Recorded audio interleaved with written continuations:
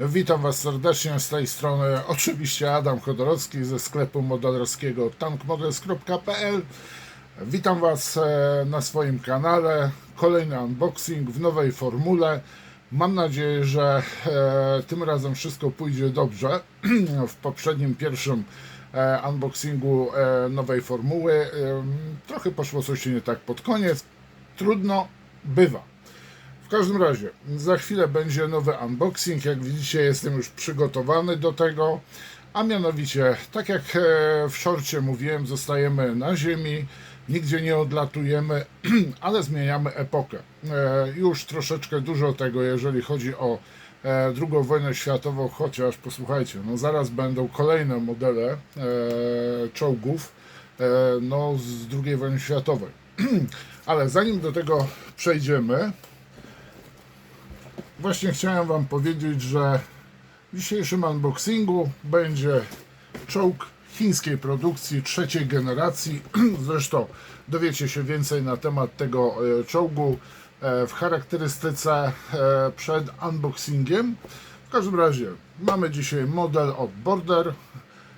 Model jest pod numerem BT022 i jest to oczywiście ZTS-99A, ewentualnie jak niektórzy też zapisują, typ 99A. Zapraszam Was oczywiście do typ 99, zwany również jako ZTZ-99 lub WZ-123, jest chińskim czołgiem podstawowym trzeciej generacji, produkowanym przez przedsiębiorstwo Norinco, stanowiące rozwinięcie konstrukcji typ 98G. I pojazd wszedł do służby w 2001 roku. Ten model widzicie właśnie na swoich ekranach. Załogę pojazdu stanowią 3 osoby: dowódca, kierowca i strzelec. Czołg wyposażony jest w armatę kalibru 125 mm, sprzężony z nią karabin maszynowy kalibru 7,62 mm oraz przeciwlotniczy karabin maszynowy kalibru 12,7 mm, znajdujący się na stropie wieży przy włazie dowódcy czołgu. Na czołgu zainstalowany jest system przeciwpancernych pocisków kierowanych 9K119 Reflex. Typ 99 opracowany został z myślą o dorównaniu czołgom zachodnim, takim jak M1 Abrams, Leopard 2 i jest obecnie najbardziej zaawansowanym czołgiem chińskiej armii ludowo-wyzwoleńczej. Jednak ze względu na wysokie koszty produkcji, tutaj cena jednostkowa wynosi około 2,5 miliona dolarów amerykańskich, wielkość produkcji pojazdów jest stosunkowo niewielka. Aktualnie trzonem chińskich wojsk pancernych jest ekonomiczniejszy czołg, który nazywa się typ 96, który widzicie właśnie w tej chwili na ekranach. I na koniec prezentuję Wam jeszcze jedno zdjęcie typ 99A. I to tyle, jeżeli chodzi o krótką charakterystykę omawianego czołgu. Przechodzimy do unboxingu, a raczej ja przechodzę do unboxingu. Tak oto prezentuje się pudełko z elementami, z modelem ZTZ-99A. Ewentualnie też jest używana nazwa typ 99, no i w zależności od wersji są dodawane różne końcówki literowe. W tym przypadku nie mamy nowszą wersję, jest to wersja A. Pudło dość duże. Mamy teraz tak, na bokach mamy pokazany sklejony model. Są to oczywiście, to są chyba rendery, powiem Wam, ale już widzę jedną fajną rzecz, że możemy tutaj zrobić ciężki karabin maszynowy w wersji samego karabinu, ale mamy też w wersji powiedzmy transportowej schowanego w pokrowiec. Widzę również, że tutaj mamy tak zwany osprzęt, powiedzmy prywatne plecaki, krótko mówiąc, jakieś plandeki. Tu mamy plandekę, więc fajnie, że mamy też takie dodatkowe wyposażenie samego czołgu. Są kolejne rzeczy. No i tu mamy z boku pokazane dwie wersje malowania. W zależności gdzie te czołgi stacjonują w Chinach, Taki też mają kamuflaż nałożony i widzimy, że Chińczycy od już dłuższego czasu lubują się w tak zwanym kamuflażu pikselowym. Pudełko zewnętrzne jest dość miękkie, nie jest to jakiś gruby model, więc ono tak zbytnio tutaj centralnie nie chroni przed powiedzmy uszkodzeniem. No i ja standardowo oczywiście rozpocznę oglądanie tego modelu od instrukcji. Instrukcja jest w standardowym formacie w większości instrukcji Border Model. Tutaj jeszcze raz powtórzę, że ten model ukrywa się pod numerem BT 022. BT no to jest skrót od po prostu Border, T jako tank. Bardzo fajny jest ten artbox, powiem wam, że rzuca się w oczy, no i powiem wam, jest to bardzo ciekawy artbox, ze względu na to, że widzimy tutaj chiński czołg, europejskie oznaczenia, a tutaj widzimy co? No właśnie, pomyślcie, tak, to jest ten most, powiem wam, mają poczucie humoru. Chociaż tak jak swego czasu mało się robiło śmiesznie po oświadczeniach pewnego farbowanego lisa. Na drugiej stronie mamy wykaz wszystkich elementów, które znajdziemy w pudełku i w jakiej ilości te ramki będą występowały, czyli na przykład B jest w 2, tutaj ta ramka T, czyli tutaj mamy traki w ilości 4 sztuk, no i dalej widzimy, że są pojedyncze. Następnie mamy etapy sklejania. Producent sugeruje nam, żebyśmy zaczęli sklejać od dolnej części kadłuba, czyli od tak zwanej wanny, no i step by step posuwali się do przodu.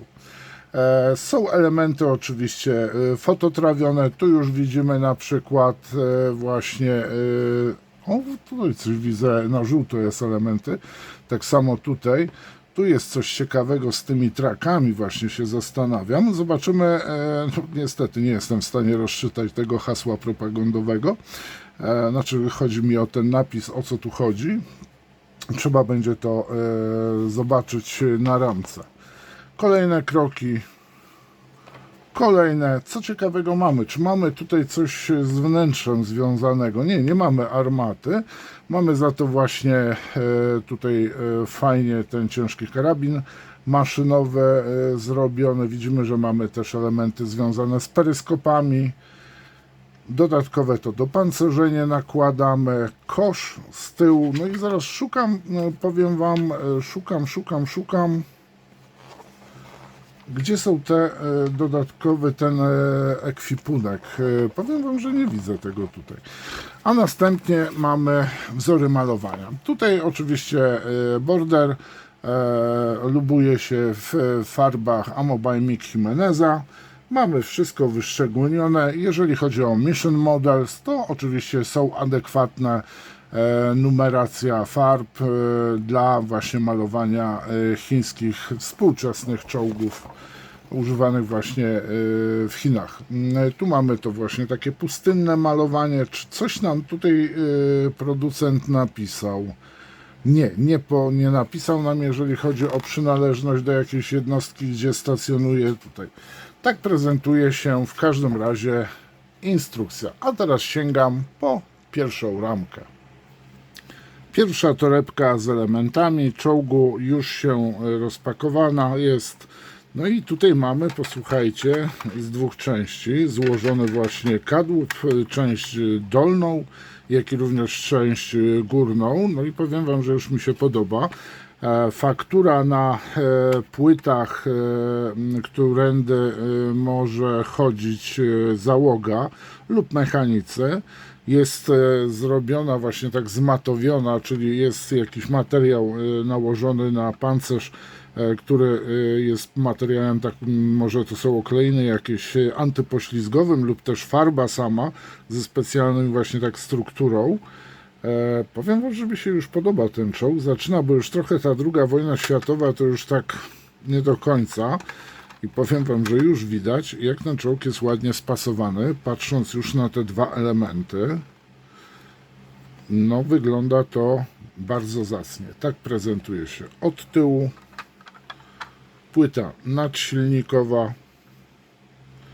Miejsce, gdzie montujemy wieżę. Przód. No jest to, powiem Wam, bardzo ładnie zrobione. Teraz górna część wieży. No nie jest to takie małe, jak mi się wyobrażało na początku. Tu mamy jakąś instalację najprawdopodobniej związaną z wyrzutnikami granatów.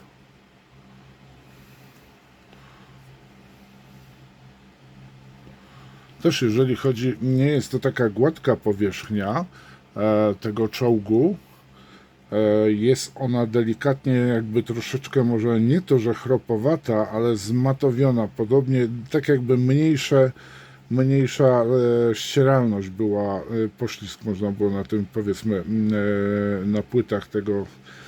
A jest, powiem Wam, ten detal jest naprawdę nieźle zrobiony. A jeżeli chodzi o uchwyty do otwierania klap, no to są one zrobione już na stałe, są położone i tak się prezentują.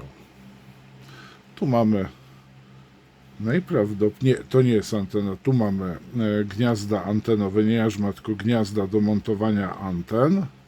Możliwe, że jeszcze tu jest gniazdo antenowe, ale obawiam się, że trochę dużo by było tych anten, chociaż nie wiadomo.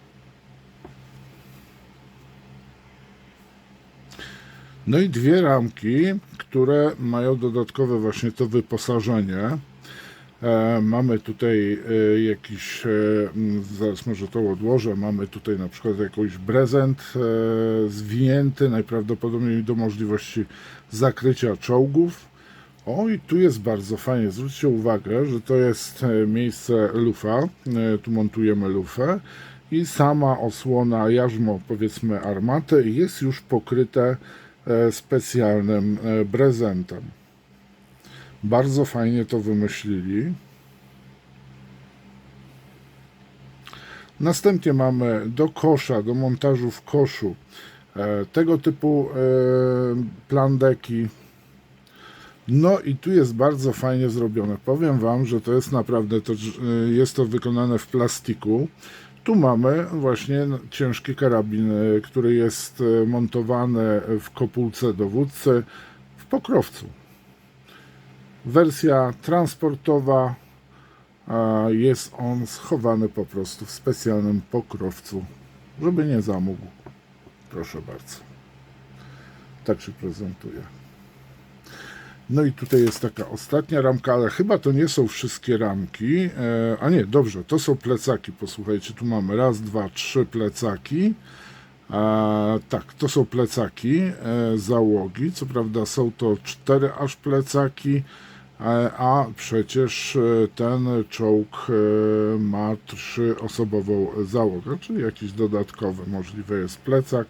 W każdym razie tu mamy szelki do plecaków. Jeszcze jeden plecak, no i tutaj kolejne. Powiem Wam, naprawdę bardzo fajny dodatek. Tylko się cieszyć i zazdrościć chińskim modelarzom. I to były dwie ramki z dodatkowym wyposażeniem. Tutaj jeżeli chodzi właśnie o ten model. No i widzę, że tutaj producent poukładał na wierzchu, są same drobne ramki. To jest ramka D. Znajdują się tu drobne elementy układu jezdnego, klapy. Widzę, że jeszcze tu jest magazynek do karabinu. No, masa takich detali.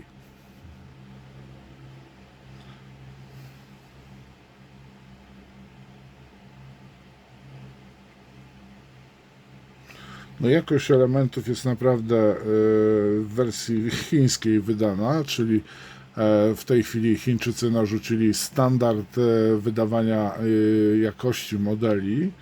Tu mamy włas dowódcy. No coś, co nie jest wykonane w tej chwili w ten sposób, no to tak naprawdę to już To już nie jest aktualny standard. No i tu bardzo ciekawa ramka z przezroczystego plastiku.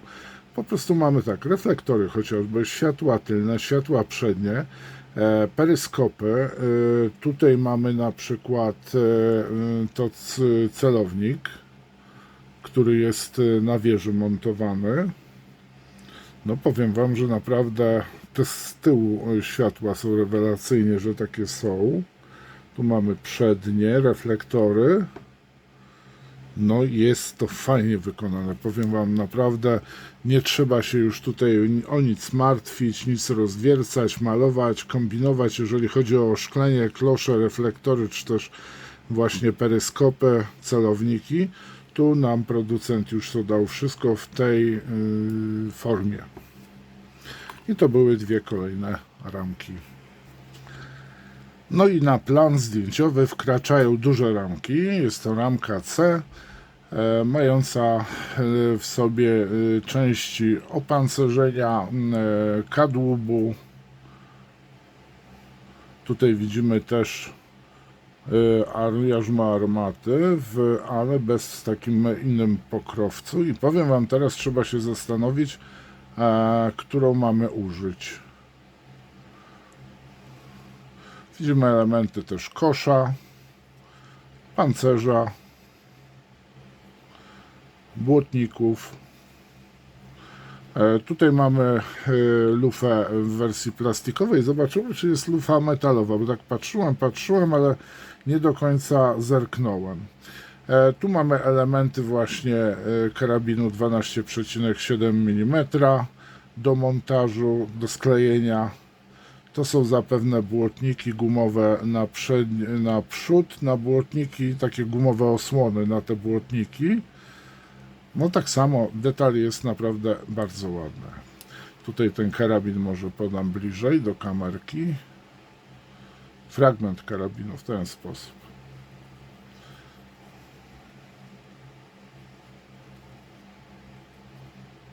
Jest fajnie zrobione te zapięcia, one są tak zrobione, że chce się je od razu otwierać, odblokować. I to była ramka C. Ramka A. Tu mamy dół wieży. Powiem Wam, że nie za bardzo wiem, co to są za elementy, ale najprawdopodobniej są to jakieś boczne elementy opancerzenia. Tu mamy dodatkowe opancerzenie przodu czołgu. Tu najprawdopodobniej są to osłony montowane na wieżę. Bo wieża, pamiętajmy, nie miała opancerzenia. Jak z drugiej strony, tak. To są najprawdopodobniej burty, ale też nie jestem tego pewien, chociaż po tego typu mocowaniu najprawdopodobniej jest to błotnik. Bardzo ładnie zrobione żaluzje tutaj mamy. No powiem Wam, że naprawdę kawał dobrej roboty oni robią. I to była ramka A. No i tutaj wielu z Was pewnie szczęka opadła. 4 ramki, tak jak mówiłem podczas oglądania instrukcji. Ramka związana z gąsienicami. Krótko mówiąc, mamy ogniwkowe gąsienica, które łączymy za pomocą tych szpilek. Podobne rozwiązanie jak w Leopardzie, który Wam prezentowałem wcześniej. Również od firmy Border Model. Tutaj mamy nakładki oddzielnie zrobione, więc powiem Wam, że te gąsienice naprawdę bardzo fajnie będą wyglądały.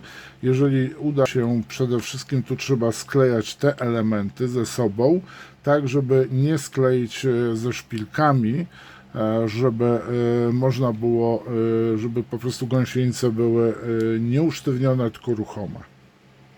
I tak prezentują się. I takich ramek mamy 4. No i jest dużo roboty przy tym. Ostatnie 2 ramki plastikowe z kołami i no tak, głównie tu są koła, części mocowania beczek widzę. Tak prezentują się koła jezdne. Są bardzo zdetalowane, nawet widzimy nazwę, napis na bandażu koła. Bardzo podobny do T55 koło.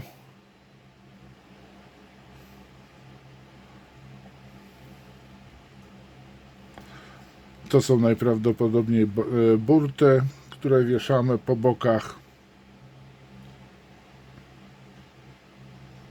No powiem wam, że ten model naprawdę bardzo apetycznie wygląda. Tu mamy koło napędowe, koło napinające, koła podtrzymujące chyba to są.